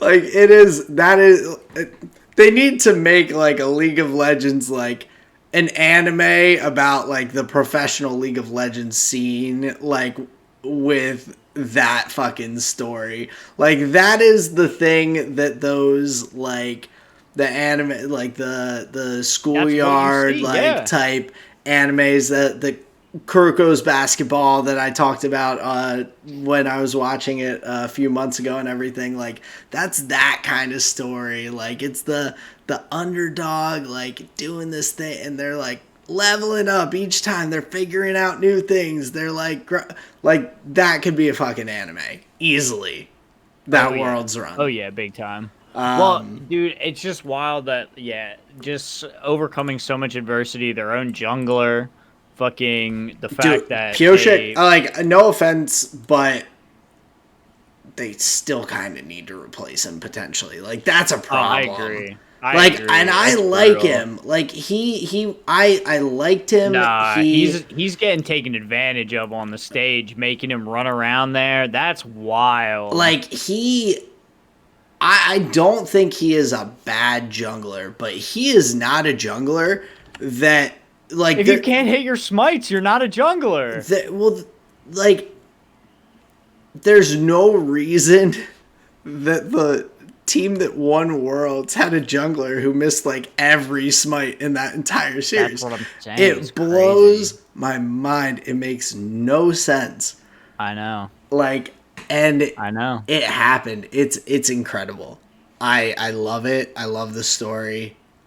I like am sad for Kyria and Guma and Faker and Owner and Zeus. Like I like they played a hell of a series, but Yeah. fucking hell They played a yeah, hell of a DRX. tournament Like too. they did. But DRX like they were better that day. Maybe 9 out of 10 times they lose that series, but they got that one. And Mm-hmm. like that's fucking nutty. Yeah, no, I definitely agree. That was really something. I'm actually this is just like behind the scenes, but I'm glad I didn't watch it live because yeah, I just would have like kind of missed out really where I was super happy to be able to just watch all of the games back to back, like the momentum and the tempo, the Yeah. excitement, dude, the crowd in the background was so fucking exciting. The cast was really awesome. I thought the trio that they had, Cadriel, Kobe, and Captain Flowers, I thought was Yeah. awesome. It's They did a really good job. it is a slight bummer, but not like a big bummer. But Kobe wasn't supposed to be on the fight. Like it was supposed to be Azale, but he got sick right before, like during That's like the semifinals. right. And so like I love Kobe, so I think Kobe is phenomenal, and I Hmm. think like I NA has some really good casters. I know I shit talk Freak a lot just because I think it's funny because he's a Hmm. fucking goob, but he has a lot of like really good qualities as a caster. But I Hmm. think like Captain Flowers has a lot of the hype qualities that Freak has, and so like Yeah. in general, I thought that the cast like choice was great. Wouldn't have minded seeing Azale, but Kobe is like a great option too because he gets so excited and like can't control himself. I do really enjoy Azale as well. So I yeah, do. it's unfortunate that he got sick. I hope he's doing okay, honestly. I'm pretty sure he's fine. It was just kind of hey, I got sick. Honestly probably COVID, where it was Sure. like, hey, like the quarantine period won't be long enough for me to be on the cast, kind of thing. Sure. When you're around that many people day after day of this tournament, I'm not shocked that some folks got sick. I mean, Oh RNG's. yeah. I'm pretty sure like all but one of RNG's team were sick and had to play like remotely for a Hmm. couple of the games. So Yeah. but no, phenomenal cast. Like the excitement that they brought, the excitement of the series itself was just phenomenal. Insane, dude. Like insane.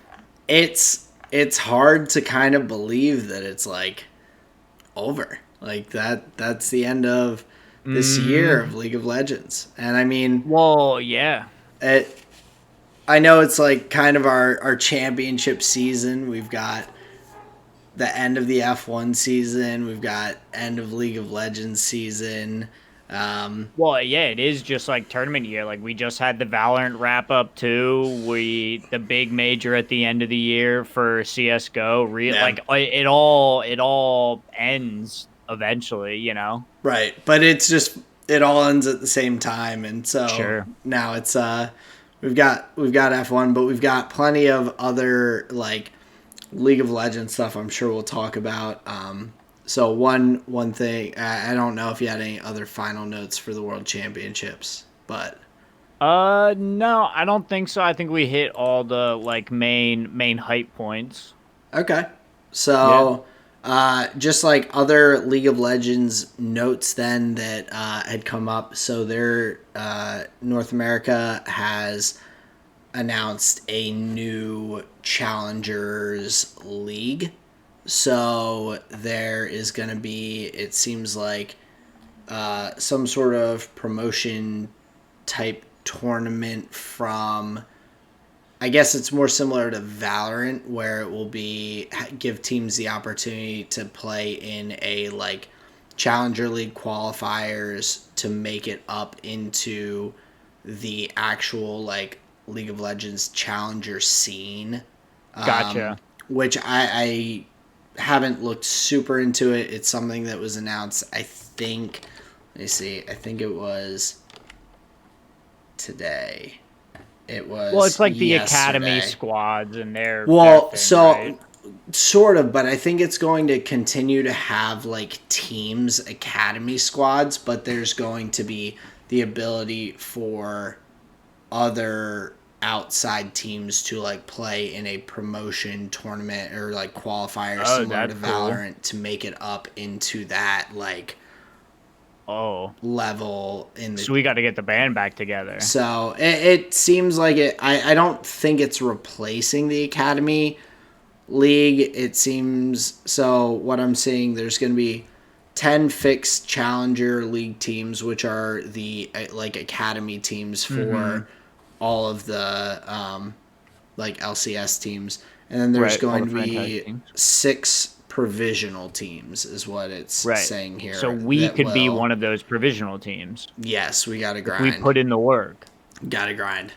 So, Nice. Okay, cool. but that's cool because I think that's a great way to give opportunities to like teams and players that whether hey maybe they're coming out of the collegiate series, maybe they're coming out of like other areas of League of Legends to give them the opportunity to be on this stage and potentially picked up like I to some extent like with the academy teams there's been a lot of recycling of previous professional players, and so I Mm-hmm. think that's great that it opens the door for new up and coming players to potentially get their name out there to enter the scene and give more potential for like homegrown development, which I think is cool for North America because we need all the help we can get. Yeah, most definitely. Hopefully some Missouri-born native can bring us out of the pits of world's despair here. You never know. You don't know where everyone has to come from. Exactly. You just need to know that they're going to the world finals. They better be represent North America, baby. Take Yep, it away or from those back to Koreans. back to Kansas City, Missouri, because that makes Mm-hmm. sense. But along with that, I know you and I briefly talked about it, but there's been some initial roster things announced. So, Fnatic Reckless sounds kind of weird. I don't know. It doesn't fit quite right. Why not? I He just used to be on Fnatic. no, it was a joke. It was Hmm. it I mean, it makes sense. He's been with the org. This is what his third time going back.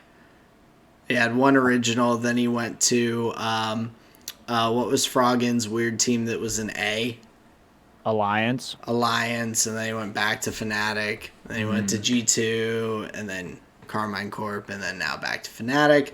And so he is going to be going Upset, who was like the top LEC bot laner this past year. He, I don't think, is going to be playing for Fnatic. He tweeted out, "Sadly, the circumstances around this offseason did not allow me to go to one of my desired places to compete. I'll be grinding a lot of solo queue here and in Korea in the new season and probably going to stream quite a bit.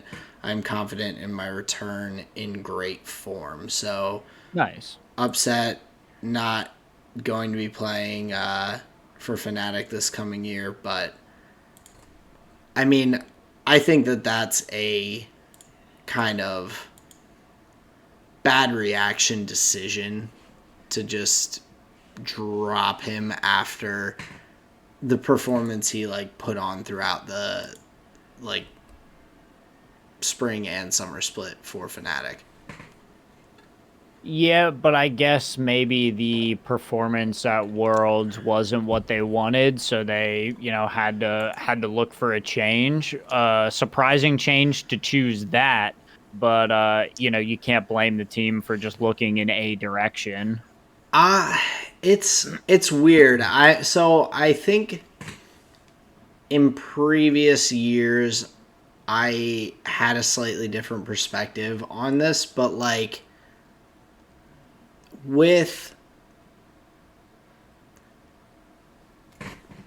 I don't necessarily subscribe to the same like belief that I used to, that if you don't win worlds, you have to make like drastic changes.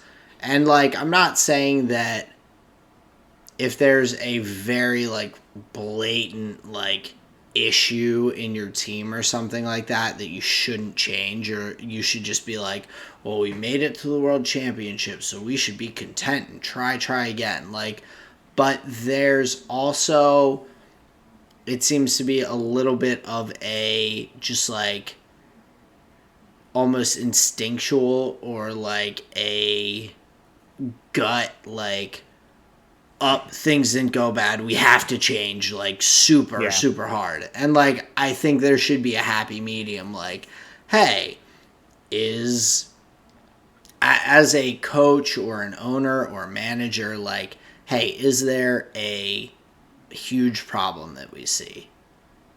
Okay, no, not a huge problem. Okay, like, are players that didn't stack up in their role at Worlds, like, do we think that they have the ceiling or potential to get to the level where they do stack up at Worlds? Yeah. Okay, like that. And I'm sure some of these things are thought through, but also at the same time, dropping, and as of right now, no one picking up the like top bot laner of LEC, where he's just gonna like take a split off and be like, well, I'll see if anyone wants me in the summertime. Like, right. That's whatever team picks him up is most likely going to be making a gut reaction to their player doing poorly and make a gut reaction to pick up Upset, and it might not be their solution to get them to where they want to go. Like, I think there is something to like building on your successes as a team to some extent as well. Like, I don't know. I just find it a little too like, I don't know, quick of a decision to some extent. Yeah, small data pool. You played for how long? Let it grow a little bit. Learn to Or like, be patient. I just don't imagine him being the problem. Like, I haven't seen anything out there in the world, Twitterverse, Reddit, whatever, that's like, Upset's a problematic teammate and he's just blah blah blah blah blah, and I'm not surprised that they dropped him because it seemed like there was a lot of animosity between him and Hillsong or like whatever. Like, I just don't see it, and I Right. think that that's a weird like gut reaction to be like, okay, like, see ya, bye. I don't know. Maybe like something we don't know. Maybe like Reckless and him just don't get along for whatever reason. So it's just like a natural, like, well, you can't have one with the other. Yeah, maybe it's Something weird. I'm curious to see how it works out, and I hope the best for Upset because I think he deserves to be playing in a professional league, and so Yeah. that sucks. And of course, like, things could change. Maybe other teams will be like, "Yo, let's pick up this guy." Like, it is the off season's coming, um, but for him to kind of be like, yeah, I couldn't get a spot in the teams that I feel like I would want to play in and be competitive in. Similar to kind of Daniel Ricciardo being like, hey, I didn't get Right. any offers in to stay in a contending team, so I'm going to take some time. I think that's a reasonable decision from his side. I'm just surprised that he had to be in that spot to make a decision. Yeah, it's weird to think of like those individuals with such a pedigree being the ones that are like seatless, basically. Yeah, it's just it's a little funky to me, but other roster news, G2 seems to be going through a bunch of shakeups. So Hmm. Hans Sama getting picked up.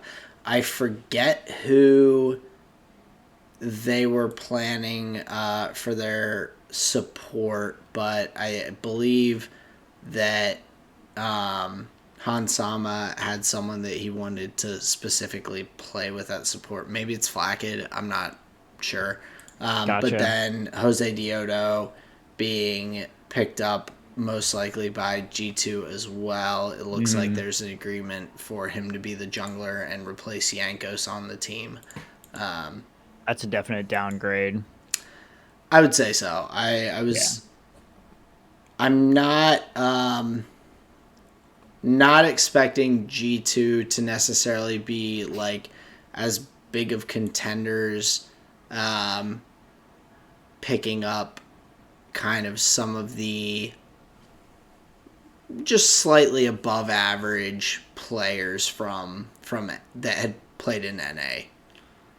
I mean, I think Jose's like average-ish. Han Sama slightly above average. I think it's Hmm. generally like it's like it's okay. And who Sure. knows? Maybe they'll go back and um, I don't know, be studs. But based on previous performances, it seems like they're going for just like a shake up because G2 has stayed relatively consistent with their like Hmm. team lineups for the past couple years. There's been a couple swaps, but nothing too extreme. It seems like they're Hmm. kind of going into a little bit of a rebuild. So Well, yeah, I think with what happened with their CEO, I think they're under new management. yeah, so some changes being made.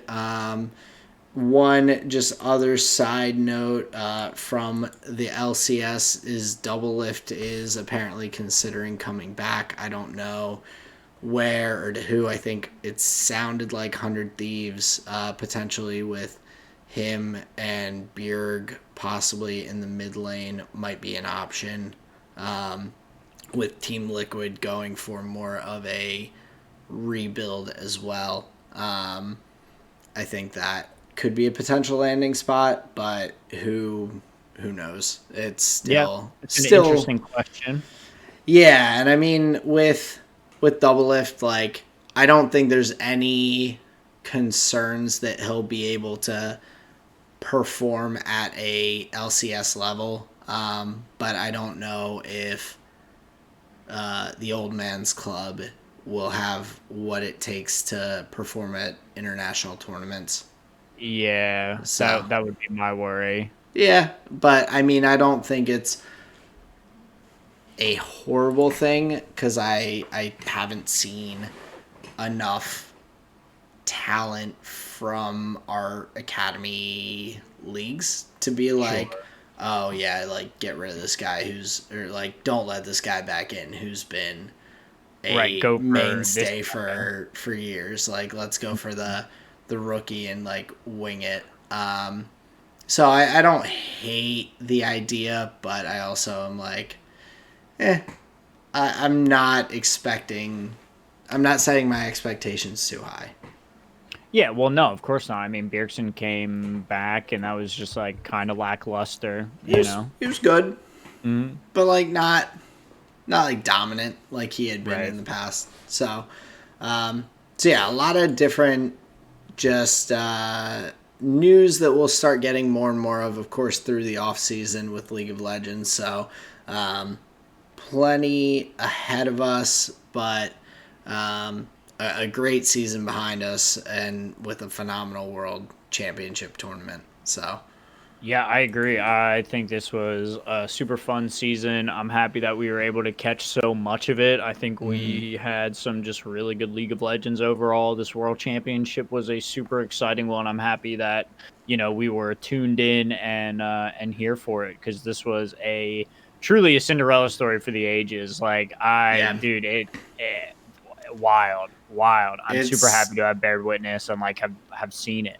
yeah, it's pretty incredible. Like I said, no other um, Cinderella story like this that I can think of in all of League of Legends history. It's pretty incredible. So congrats to DRX, like, and Yeah, GG's. congrats to Deft after so many years of like Mm-hmm. playing so well and kind of coming up short for getting that world championship for his resume. That's uh, just awesome for him. So Yeah, it's amazing. That was a super good one. So if you missed it, go back and watch it on Lol Esports. T1 versus DRX Game 5 World Championship. check it out. But moving from League of Legends, I you do have some Magic, correct? Or was I No, not really. nothing? I just am looking forward to games this weekend with Death and Braxit, Okay. playing some CDH. Haven't gotten games in a long time, just kind of yearning, looking for games, but yeah, gonna play some this weekend, so I'll have some, hopefully Cool. some stories for next time. What's the deal with the secret lair box? Oh yeah, dude. So there was no secret sliver in the last couple. There were slivers, Yeah. no slivers this time, but they did give you a different like version of one of the cards that was in the box. So it was a artist series with Nils Ham, did 4 cards, and they were all around like a certain theme. And the one card was Tireless Tracker in like the theme and flavor of the other cards, but then the secret card in the back was a version of Tireless Tracker with like watercolor art as Ooh. opposed to like the painted kind of traditional magic art. So I thought that was really dope. Nice. And was able to obviously just slot them right into my commander decks, was able to find some good homes and some move things around. So I just love getting those secret layers. The art treatments are beautiful. I Ben. I love love the art. So amazing. And then I have another one coming up. It is one of the Metal Gear Solid artists. His name is Yunji. He does the like yeah, you'll just have to look him up, but his style is amazing.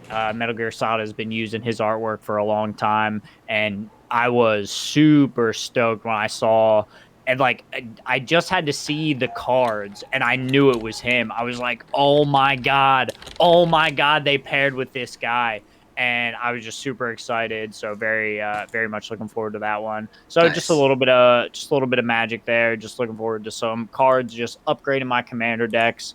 But yeah, other than that, the Hunt Showdown Halloween event just ended. Shout out to Buddha, Milk. used food, and the gang, we've been squatting up like crazy. They've been doing like Halloween quests that you can do to like get gun skins and stuff. So that's been super Nice. fun. But yeah, other than that, I don't have much else. Very cool. Well, on the a small note with Hunt Showdown, but Go for it. Warzone or Call of Duty is releasing a similar game mode. It's called DMZ that will Mm. be a extraction like based game mode and all. So I'm not sure what it will look like. I'm not sure if I'm going to play much of it and whatnot, but um, if I'm sure I'll check it out, and it'll be interesting to kind of compare to Hunt and all with some of the games I've played of that, because it's a pretty cool concept Hmm. of or like style of um, multiplayer game. So Yeah, dude, I love it. It's so tense. It's so exciting. yeah. But yeah, that's super fun. But yeah, let's get these people out of here. What's been your flavor of the week here, Aaron? So for my flavor of the week, so I have kind of two things for my food. So for Oh, one, the beef jerky that I talked about last week, I made it. yes. It turned out really, really well. We've been enjoying it. Colleen has she was like, I was like, have as much of this as you want. I like it's easy to make. I just soak beef in like some spices and teriyaki sauce and then throw it on my dehydrator. And she's like, "Oh, I have been. I had some the other day. I had some today." I'm like, "Okay." She's like, "It's really good." Hell yeah. So that turned out well. But we also got the spicy pizza from one of our local pizza places that we Nice. had a couple months ago that we really enjoyed. So that was bomb again. I will say though, we ordered it like an hour ish, hour 10 ahead of time, and like it wasn't ready when I got there. And I got Mm, there like a couple minutes after like when it was supposed to be ready by. right. And I'm like, we like that should be enough time to like have it ready so I can walk up and be like, take my pizza. Anyway, good pizza though. Nice. Just, but for my music this week, I've been listening to some different, more like instrumental, like between kind of like chiller like sounds, but also some with like some EDM kind of tones, but just some different instrumentals, and it is kind of just relaxing to not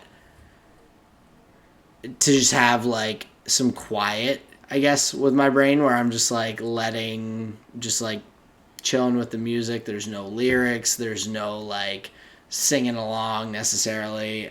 So I've been enjoying that a little bit. It's been Nice. pretty relaxing. Helps my road rage out a little bit on my drives. Um, Ah, and for my visual medium, Colleen and I watched a movie last night called Don't You Worry, Darling. It is on HBO, I believe. Um, very, very good movie. It is a thriller type, like, you don't quite know what's going on. You're like piecing the puzzle together as you go.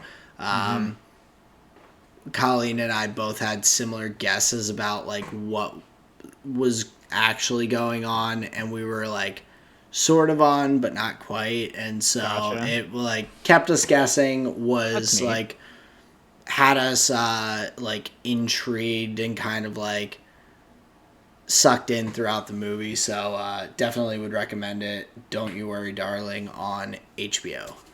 Nice. So That sounds like a pretty good flavor of the week there, my friend. yeah, not too bad. But what have you had? Let's hear it.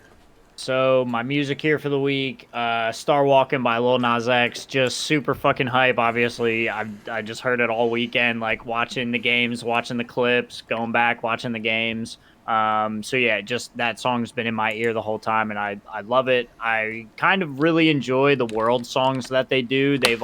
Most I've of them have always been pretty on point. Yeah, I've always Um, enjoyed them. It like yeah, has some nostalgia tied to it too, of big time. like reminding you of big moments, or even thinking through the videos and like the everything. So Yeah. Yeah, the production value from Riot has always been on point, so I love that one. My food here for the week: stacks are back after a long hiatus. Sarah really fucking hooked it up. She did the rice super good this time. She endeavored to make a homemade chipotle ranch sauce. And that was solid. It was funny how she was like, can you come taste this? I don't know. Is this? And I was like, that is exactly what it's supposed to taste like, my friend. Like, that is Nice. dead on. Just that's it. She's like, yeah, well, that's great. So yeah, that was super good. And then my visual medium here for the week. Have you ever seen Vantage Point with Dennis Quaid? Oh, I think so. I recognize the name, and I'm like, hold on, I have to see the like. The cover, Yeah. dude, it is. So I don't think I've seen it. I Gotcha. I know that it's like a pretty big film though from yesteryear. From yesteryear, and it is great. It is 24 style directing where it's like all trying to show you events like in real time and show you like different perspectives. A Okay. bunch of different individuals have more information than the next time you see the scenario, and so you're like kind of piecing it all together and is like, oh shit. And so like you see the same shots, like a couple From of different like times. angles and Yeah, but every okay. time you're informed with like more information, or it's like a slightly different Oh, angle, okay. or like a slightly longer cut of it where you see a person in frame that you didn't before and you're like, "Oh Mm. shit."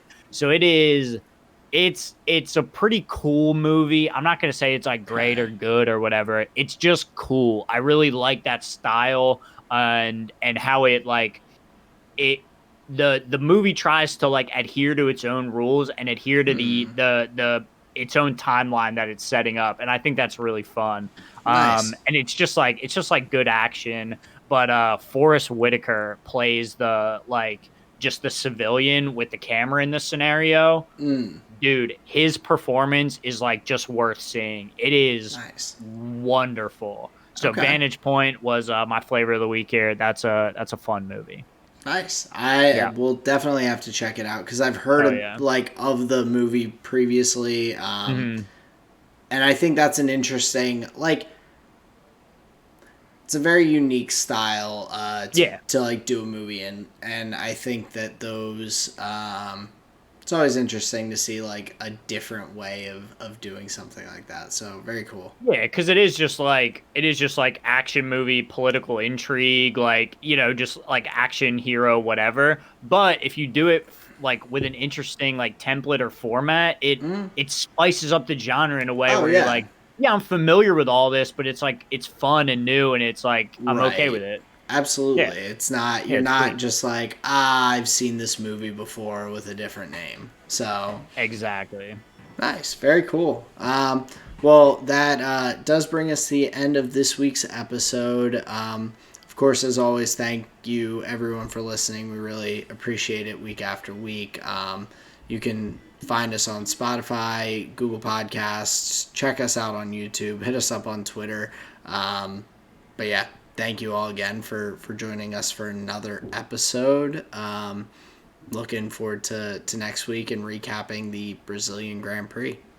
Yeah, just tell a friend that new episodes are on Thursday, and we just love bringing you the best in the content that we make. So thank you so much for tuning in. Thank you so much for joining us. We appreciate your time very much. So this has been another episode of the Tall and Short of It podcast. Peace out, everybody. Later.